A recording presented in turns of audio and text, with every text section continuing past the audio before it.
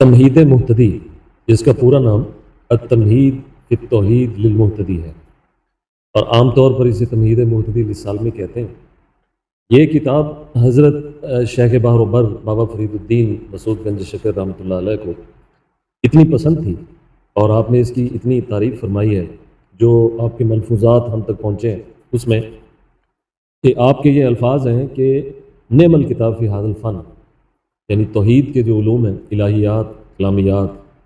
عقلیات، اور جو توحید کے مضامین پر مبنی کتب ہیں، ان میں یہ ایک بہترین کتاب ہے۔ اس سے پتہ چلتا ہے کہ بابا فرید گنج شکر رحمۃ اللہ علیہ کو جس طرح سے لوگوں نے صرف ایک پنجابی شاعر کے طور پر، یا یہ کہ وہ ایک فرید خانہ یا ایک خانقاہ قائم کیا، اور اس میں جو اس عہد کے جو لوگ تھے ان کی رہنمائی کیا کرتے تھے، یا ان کے لیے لنگر تو ہم قیام کا انتظام کیا کرتے تھے، صرف اسی طرح کا ایک صوفی جو ہے وہ بازو میں گردانہ ہے، تو حضرت صاحب کی شان اس سے بہت بلند ہے۔ آپ کا مرتبہ، آپ کا علم، آپ کا فضل اس سے بہت بلند ہے کہ وہ نہ صرف یہ کہ ایک ایسے صوفی ہیں، بلکہ وہ ایک زبردست قسم کے عالم ہیں، زبردست قسم کے قاری ہیں۔ میں اس طرف بعد میں آتا ہوں، پہلے میں حوالے کے طور پر آپ کو سیر الاولیاء میں جو خلافت نامہ آپ نے حضرت خواجہ نظام الدین محبوب الہی کو ارشاد فرمایا، آپ نے لکھا کہ نعم الکتاب فی ھذا الفن تمہید المحتدی ابو شکور برد اللہ مدجعہ۔ آپ نے دعا بھی دی ان کو۔ اس کا مطلب یہ ہے کہ نہ صرف کتاب ایک بہترین کتاب ہے، بلکہ کتاب کا جو مصنف ہے وہ بھی بابا صاحب کے ہاں بڑا جلیل القدر آدمی ہے۔ اس کے بعد لکھتے ہیں وقد قرأ عندی البلد الرشید الامام النقی العالم الرضی نظام الملہ والدین محمد ابن احمد زین الائمہ والعلماء، بہت سارے القابات دیے کہ انہوں نے مجھ سے یہ کتاب سبقن پڑھی ہے۔ دعائیں دینے کے بعد فرماتے ہیں سبقن بعد سبقن من اول الی آخر قراءۃ، یعنی سبقن مجھ سے یہ کتاب پڑھی۔ آپ اندازہ کریں کہ بابا صاحب رحمۃ اللہ علیہ جیسے صوفی اپنے شاگرد کو، اپنے مرید کو، اپنے خلیفہ کو کتاب سبقن پڑھا رہے ہیں، اس کا مطلب آپ مدرس ہیں۔ تو وہ لوگ کہ جو ترس و تدریس کو الگ رکھتے ہیں اور اس شعر کا سہارا لیتے ہیں کہ عشق را در مدرسہ تعلیم نیست، تو ٹھیک ہے، اب وہ اس شعر کا سہارا لینے کے بعد کہتے ہیں کہ درس و تدریس ایک الگ چیز ہے، اور جو صوفی اور صوفیانہ جو علوم ہے یا ایک صوفی کا جو طریقہ کار ہے وہ بالکل ایک الگ چیز ہے، یعنی وہ دوسرے کونے پہ ہے مسئلہ، اور یہ ادھر الگ الگ بالکل الگ الگ کر دیتے ہیں، بیچ میں بڑی خلیجیں بھی بڑھا دیتے ہیں۔ تو وہ لوگ بڑھاتے ہیں، ہمارے عہد میں تو اگر بڑی بھی ہوئی ہیں لیکن ان کے عہد میں ایسا معاملہ نہیں تھا۔ آپ ایک باقاعدہ مدرس ہیں، کیونکہ آپ سے خواجہ نظام نے یہ کتاب سبقن پڑھی ہے، اور یہ نہیں کہ سرسری سی یا بعض جگہوں پر آپ نے توجہ دلائی ہے، نہیں، سبقن پوری کتاب پڑھی ہے، من اولہ الی آخرہ، شروع سے لے کر آخر تک پڑھی ہے، بڑے تدبر کے ساتھ، ایقان کے ساتھ اور بڑے حفظ کے ساتھ، اس کی بڑی سماع کی بھی پوری رعایت کی ہے۔ یہ میں ترجمہ سنا رہا ہوں اس عربی کا۔ اچھا جی، اس کو آگے فارسی میں بھی انہوں نے لکھا ہے۔ جب یہ کتاب جو ہے وہ فارسی کے اندر چھپی ہے تو سید محمد مبارک العلوی الکرمانی نے فارسی کے اندر اس کو تحریر کیا، اور انہوں نے بھی اس کا کتاب کے بارے میں جو فارسی ترجمہ لکھا ہے وہ لکھا ہے بہترین کتاب در علم اصول تمہید محتدی ابو شکور است۔ اس کے بعد فارسی میں دعا ہے، اور اس کے بعد انہوں نے بھی اسی طرح سے ہی بیانی ترجمہ کیا ہے کہ حضرت صاحب سے حضرت خواجہ نظام نے یہ کتاب سبقن پڑھی۔ اگر اس کے بعد وہ لکھتے ہیں کہ حضرت بابا صاحب نے حضرت خواجہ نظام کو یہ وصیت فرمائی، اس کا آگے ایک دو جگہ پہ اور بھی ذکر ہے اسی کتاب کے اندر بھی، کہ یہ وصیت فرمائی کہ اس کتاب کو اپنے پاس رکھیں اور اس کتاب کی آگے تدریس فرمائیں۔ باقاعدہ جیسے ایک اجازت ہوتی ہے کتاب کی، اس میں وَأَجَزْتُ أَن يُدَرِّسَ فِيهِ لِلْمُتَعَلِّمِينَ، کہ آپ نے اس کی اجازت فرمائی کہ تمہارے پاس جو تلامذہ آئیں، جو متعلمین آئیں، تو ان کو میں اجازت دیتا ہوں کہ آپ اس کتاب کی تدریس کریں، اپنے پاس رکھیں، اور بڑی ہی حفاظت کے ساتھ اور بڑی ہی اس میں غور و فکر کے ساتھ، اور اس میں کوئی ایسی اس کی درس و تدریس میں کوئی ایسی لفظی خطابی، کیونکہ ظاہر ہے اس دور کے اندر جو ہے وہ کتابیں چھپتی نہیں تھیں، قلمی طور پہ لکھی جاتی تھیں، تو قلمی طور پہ بعض اوقات خطاب بھی ہوتے ہیں۔ بعض صاحب نے اس کی طرف بھی توجہ دلائی ہے کہ یہ بھی دیکھنا ہے کہ کسی نسخہ کے اندر کوئی کسی قسم سے خطا نہ ہو۔ اس کے بعد بہت سی دعائیں دی ہیں۔ تو اس سے جو نتیجہ نکلتا ہے وہ ایک تو یہ نکلتا ہے کہ جس کتاب کو بزرگ پسند فرما لیں تو اللہ تعالیٰ اس کتاب کو پسند فرماتا ہے اور اس کو رواج دے دیا جاتا ہے۔ لیکن یہ کام تھا اصل میں ان لوگوں کا جو سلسلہ عالیہ چشتیہ نظامیہ یا صابریہ یا دیگر جو آگے شاخیں ہیں، تو وہ اس کتاب کو اس خلافت نامہ سے پڑھنے کے بعد اس کو تلاش کرتے، اس کی نشر و اشاعت کا جو ہے وہ کام کرتے، لیکن چلیں اگر باوجود نہیں ہو سکا تو اب کر لیں۔ تو لہٰذا تمام وہ لوگ جو نسبت رکھتے ہیں، محبت رکھتے ہیں حضرت خواجہ چشتیہ رضی اللہ تعالیٰ عنہم سے کہ وہ اس کتاب کو منگوائیں۔ بہت سے لوگ اس کا ترجمہ بھی کر رہے ہیں، اور میں نے بھی کچھ سال پہلے اس کے لیے کوشش کی، اس کے کچھ لیکچر جو ہے وہ ریکارڈ ہوئے اور کچھ نہیں ہو سکے، البتہ میں نے اس کو فروغ دینے کے لیے پوری کوشش کی، اور مجھے بہت خوشی ہے کہ اب بہت سے لوگ اس کا ترجمہ کر رہے ہیں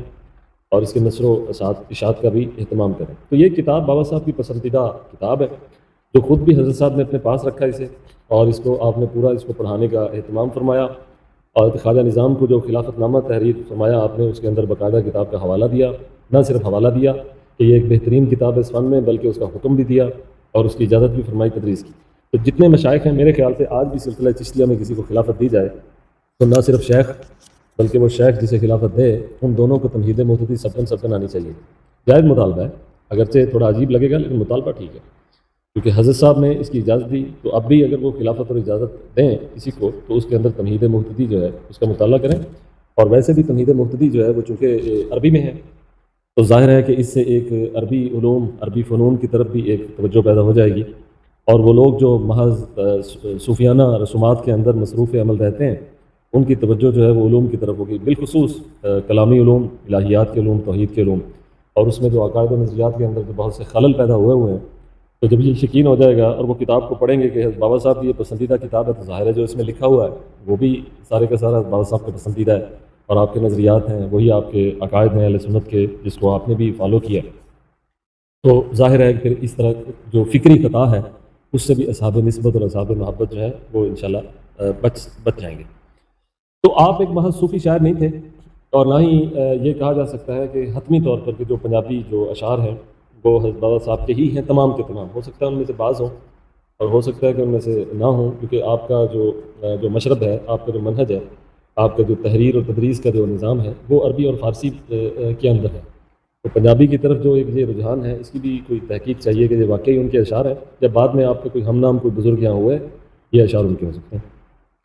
اور ایک دو جگہ پہ حضرت خواجہ نظام کے حوالے سے لکھا گیا ہے کہ آپ اس قدر متبحر عالم ہوئے ہیں بابا صاحب کہ آپ خواجہ نظام فرماتے ہیں کہ 6 پارے کی تلاوت حضرت صاحب نے مجھ سے سنی، اور اس کے شروع میں جب میں نے ولضالین کا لفظ پڑھا تو دود کی ادائیگی مجھ سے اس طرح نہ ہو پائی جیسی ادائیگی ہونی چاہیے تھی، تو حضرت بابا صاحب نے دود کی ادائیگی کر کے دکھائی، اور اس کے بعد یہ بھی فرمایا کہ رسول کریم صلی اللہ علیہ وسلم کو رسول الدود بھی کہتے ہیں، یعنی انزل علیہ الدود، یعنی دود جو ہے لفظ دود، اس کو اگر اس کے صحیح مخرج سے اور صفات کے ساتھ جو ہے وہ ادا کیا جائے تو یہ آسان نہیں ہے، تو خواجہ نظام کہتے ہیں کہ جیسی ادائیگی حضرت بابا صاحب نے لفظ دود کی فرمائی اس میں آپ نے کمال کر دیا، اور جو بات ہم تک پہنچی ہے اس سے ثابت ہوتا ہے کہ آپ قاری بھی ہیں، مقری بھی ہیں، اور آپ قرآن مجید کو پڑھنے کے آداب سے پوری طرح واقف ہیں، آپ مخارج سے واقف ہیں، صفات سے واقف ہیں، اور علم تجوید ہو یا علم قرات ہو یا علم لغت ہو، اور لغت کا ایک بڑا نفیس حوالہ جو میں نے مطالعہ کے دوران جو ہے وہ لیا ہے وہ یہ ہے کہ حضرت خواجہ نظام آپ ہی نقل کرتے ہیں کہ میرے ایک دوست اور میں مولانا بدر الدین اسحاق صاحب ہم دونوں ایک لفظ کے بارے میں حضرت بابا صاحب کے پاس حاضر ہوتے ہیں کہ ہمیں اس میں کچھ شک ہے کہ یہ لفظ اس طرح ہونا چاہیے یا نہیں، تو ہم حیران رہ جاتے ہیں کہ بابا صاحب نے نہ صرف اس جملے کی اصلاح فرمائی عربی میں تھا، بلکہ آپ نے فی البدی ایک پورا محاورہ ارشاد فرمایا کہ اس محاورہ کو سننے کے بعد ہمیں یہ یقین ہو گیا کہ نہ صرف حضرت صاحب عربی لغت، عربی علوم، صرف نحو وغیرہ کے آپ کو بہت آپ اس میں متبحر ہیں، بلکہ لغت کے محاوروں اور بلاغت تک کا آپ کو علم ہے، یعنی بلاغت و معنی اور محاوروں کا، حالانکہ اس کا استعمال جو ہے وہ عام آدمی نہیں کر سکتا، محاورہ جو ہے وہ عند المطالبہ یا عند المکالمہ یا عند المناظرہ یا عند المباحثہ وہی شخص پیش کر سکتا ہے جس کی لغت پر بھی پوری دسترس ہو۔ اس کے بعد ایک بڑی جو دلچسپ بات ہے وہ بھی عربی میں ہے، میں آپ کے سامنے پیش کر دیتا ہوں۔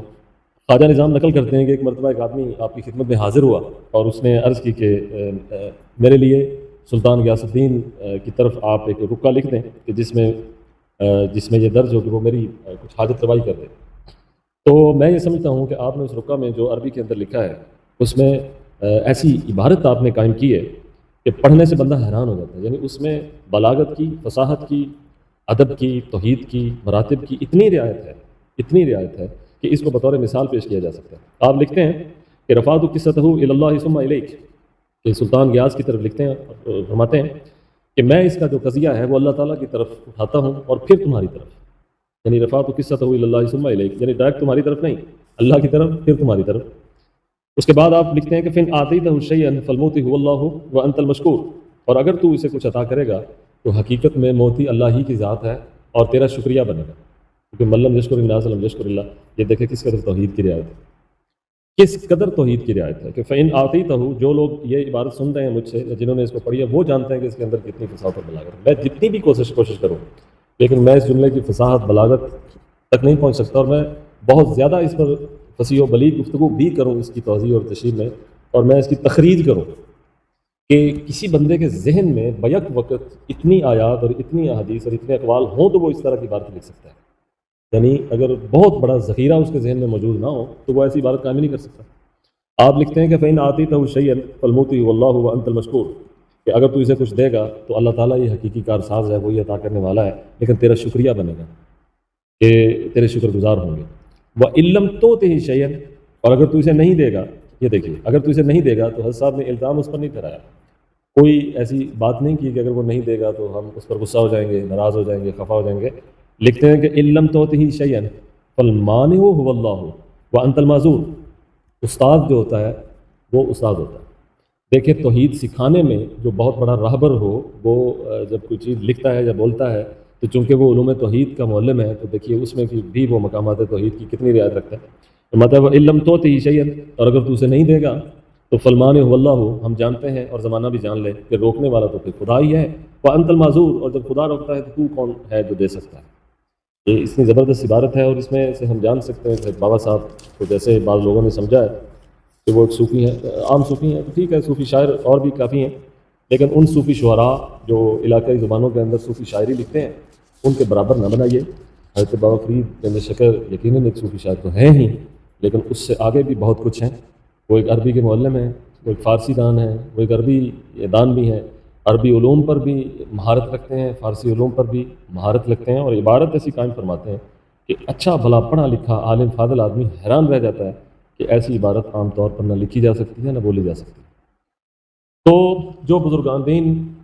بالخصوص صوفیہ کرام سے نسبت رکھنے والے لوگ ہیں، وہ صرف تصوف کی وہ جو ایک راہ و رسم کا جو طریقے ہیں، صرف اس پہ نہ رہیں،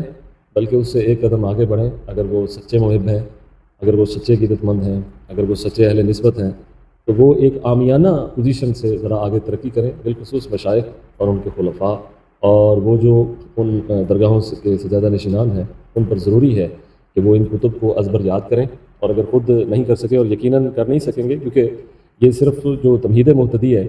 یہ عربی کے اندر صرف کوئی ایک متن نہیں ہے، بلکہ یہ ایک خاص علم کا متن ہے۔ تو اگر آپ سے نہ ہو سکے کہ آپ ترجمہ سے اس کو حل کریں، تو پھر جو عالم اس علم کے اندر مہارت رکھتا ہو یا کافی اس کے پاس معلومات ہوں، ان کی رہنمائی لینے میں بھی کوئی حرج نہیں ہے۔ تو اللہ تعالیٰ ہمیں تمہید مہتدی کا فیض بھی عطا فرمائے، اور حضرت بابا صاحب کا جو حقیقی آپ کا علمی فیض ہے، روحانی قلبی فکری فیض ہے، اس سے بھی ہمیں بہرہ ور رکھے۔